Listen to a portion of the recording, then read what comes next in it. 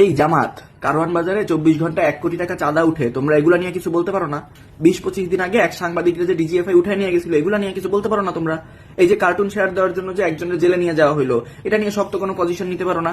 খালি কোন জায়গায় কোন মেয়ে সাবালিকা কারে কিডন্যাপ করলো নাকি তুলে নিয়ে গেল, এটা নিয়েই তোমাদের 2 দিন রাজনীতি করা লাগতেছে। এত ফকিন্নি দশা তোমাদের, ছাত্রীগিরির রাজনীতি ছাড়া আর কিছু পারো না। জাতীয় পার্টির মতো বিরোধী দল হইও না, বুঝছো? যেগুলা নিয়ে কথা বলা দরকার সেগুলা নিয়ে প্রপারলি কথা বলো। যদি সাহস না থাকে নিজেদের মধ্যে সংগঠন চালাও, রাজনীতি করার দরকার নাই।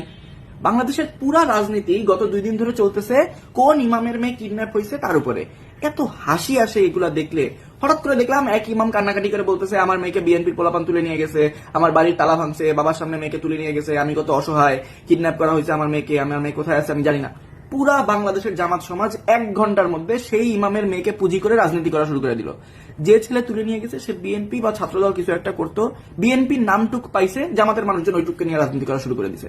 যে কেমন বাংলাদেশে আমরা আসি, বাবার সামনে মেয়েকে তুলে নিয়ে যাওয়া হয়, কিডন্যাপ করা হয়, এই করা হয় সেই করা হয়। কয়েক ঘন্টা পরে বিএনপির মানুষজন এই জামাতি ন্যারেটিভের পাল্টা ন্যারেটিভ দেওয়া শুরু করলো। মেয়ে নাকি কিডন্যাপ হয় নাই, স্বেচ্ছায় গেছে, ছেলের সাথে মেয়ের প্রেমের সম্পর্ক ছিল, তারা বিয়ে করছে, এগুলা লিগাল ডকুমেন্ট, ছেলে নাকি 22,000 টাকা দিয়ে মেয়েকে ফোন কিনে দিছে। আবার একটা ভিডিও দেখলাম মেয়ে জবানবন্দি দিচ্ছে, কেউ তাকে জোর করে আনে নাই, সে নিজের ইচ্ছায় আসছে, এই সেই হাতে। এই বিএনপির তোমরা যারা অ্যাক্টিভিস্ট আছো, তোমরা সবাই ছেলেরা ডিফেন্ড করতেছো, মেয়ে কিডন্যাপ হয় না এগুলো বলছো, তোমাদের কি এগুলো আমাদের কোনো কাজ নাই? তারেক রহমান যা করতেছে এগুলা নিয়ে কোনো কথা নাই? কে বিয়ে করছে এটা প্রমাণ করা কি তোমাদের জীবনের একমাত্র লক্ষ্য? এই এক জিনিস প্রমাণ করতে জীবন যৌবন সব উজাড় করে দিতেছো।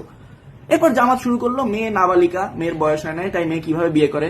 সাথে সাথে বিএনপি বললো জামাতিরা মিথ্যা কথা বলতেছে, মেয়ে বাচ্চা না, মেয়ে সাবালিকা, তার বিয়ের বয়স হয়েছে, এই যে প্রমাণ। কত প্রকার ডকুমেন্ট সামনে আনা শুরু করলো। পুরা একটা বেলা অ্যাক্টিভিজম চললো মেয়ে নাবালিকা নাকি সাবালিকা এটা প্রমাণ করার জন্য। এরপর মেয়ের বাবা কোনোভাবে মেয়ের হাতে পাইছে। এরপর মেয়ের আরেকটা জবানবন্দি নিল, সেখানে মেয়ে বলতেছে বিএনপির ওরা তাকে ভয় দেখায় সবকিছু করাইছে, তাকে ভয় দেখায় তুলে নিয়ে যাওয়া হয়েছে, তাকে ভয় দেখায় কবুল বলানো হয়েছে, বিয়ে পড়ানো হয়েছে, তাকে বলা হয়েছে তার বাবা আর ছোট ভাইকে মেরে ফেলা হবে। এরপরে বিএনপির মানুষজন বলা শুরু করলো এটা এআই।